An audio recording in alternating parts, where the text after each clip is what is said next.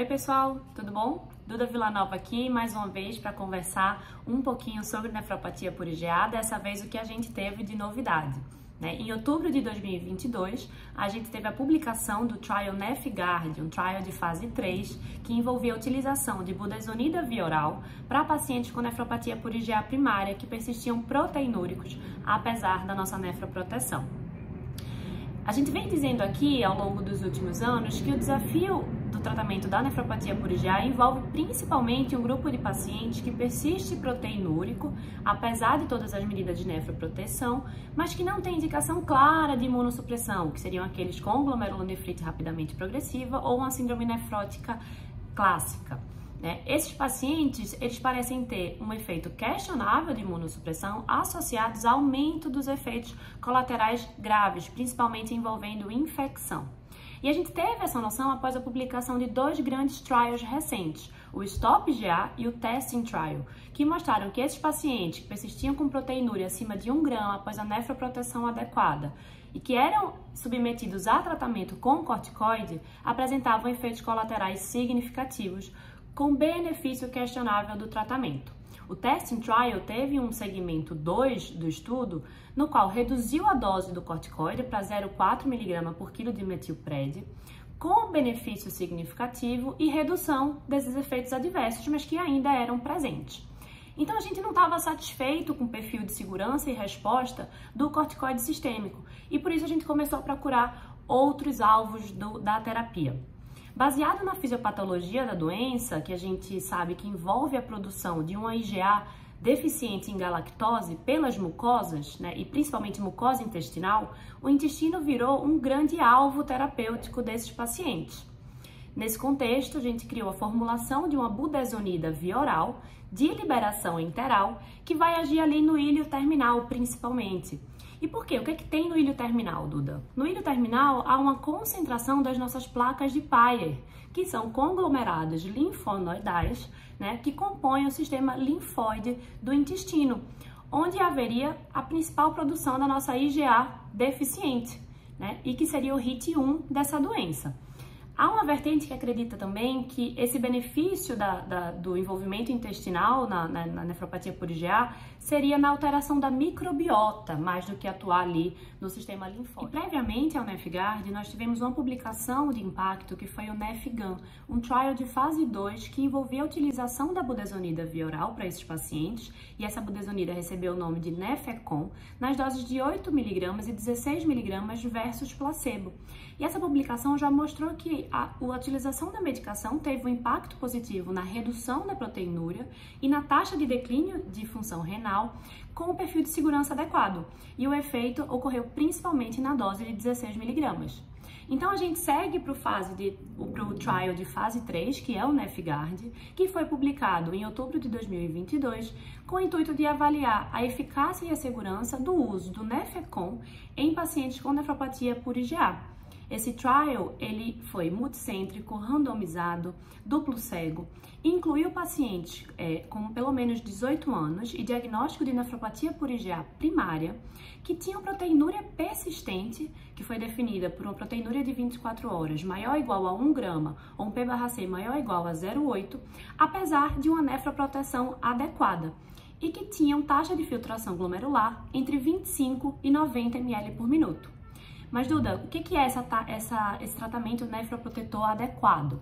Ele definiu como nefroproteção adequada o uso dos inibidores de ECA ou BRAS numa dose máxima permitida ou máxima tolerada pelo paciente, com adequado controle pressórico e do diabetes. Ele excluiu pacientes que foram submetidos a transplante renal, pacientes que não tiveram controle pressórico ou do diabetes, pacientes que receberam imunossupressão ou corticoide nos últimos 12 meses e pacientes que tinham IgA secundária. Então, os pacientes eram randomizados em dois grupos, placebo e o grupo do Nefecon 16 mg. E essas medicações foram mantidas por 9 meses. Esses pacientes foram estratificados com base na proteinúria de base e na taxa de filtração glomerular estimada. O desfecho primário avaliado foi o impacto das medicações na proteinúria ao final de 9 meses e os desfechos secundários foram proteinúria e taxa de filtração glomerular estimada em 9 meses e taxa de filtração glomerular estimada em 12 meses. Ao final dos 9 meses, 92 pacientes do grupo Nefecon e 92 pacientes do grupo placebo haviam concluído o tratamento. É fundamental que a gente analise as características da população estudada. Então, cerca de 50% da população tinha menos do que 45 anos, né? E 85% desses pacientes pertenciam à raça branca.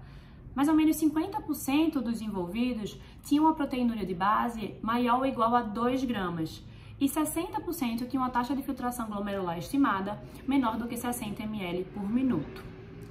Então, após 9 meses do tratamento, em relação ao desfecho primário, o grupo do Nefecon apresentou uma redução significativa da proteinúria, uma redução de 31% quando a gente compara os níveis basais. E já no grupo placebo, essa redução foi apenas 5%, com a diferença estatística.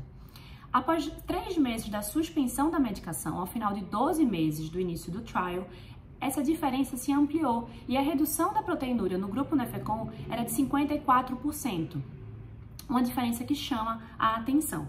Em relação ao desfecho secundário, né, que era a taxa de filtração glomerular estimada, a gente teve uma redução de 0,17 ml por minuto após 9 meses do tratamento no grupo do Nefecon versus 4 ml por minuto de redução no grupo do placebo, com uma diferença de 3,8 ml por minuto, que foi significativa. E essa diferença ela foi mantida após 12 meses do início do trial. Quanto aos eventos adversos, que eram uma preocupação importante do grupo diante das últimas publicações que envolviam o uso de corticoide, nós tivemos efeitos adversos principalmente leves a moderados. No grupo do Nefecon houve maior incidência de acne, espasmos musculares, hipertensão e edema periférico, né? A taxa de infecção nos dois grupos foi semelhante. A gente não teve nenhum efeito grave, né, nenhum efeito adverso grave relacionado ao uso da medicação, o que mostrava um bom perfil de segurança.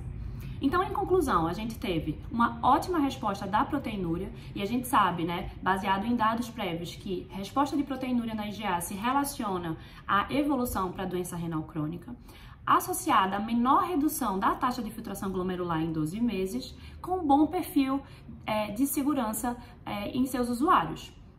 Alguns questionamentos permanecem. Será que esses efeitos benéficos eles vão persistir a longo prazo? E aí a gente vai precisar aguardar a publicação da parte B desse trial, onde os pacientes vão persistir num follow-up mais prolongado.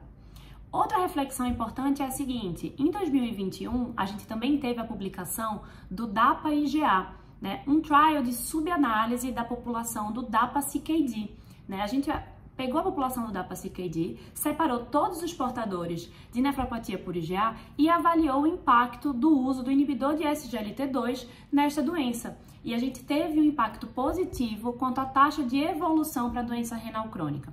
Então, será que o uso do Nefecon vai permanecer eficaz, né, nos pacientes após a introdução do ISGLT2? Será que quando eu iniciar o ISGLT2 nesse bundle de nefroproteção, a gente vai continuar tendo efeito adicional desta medicação?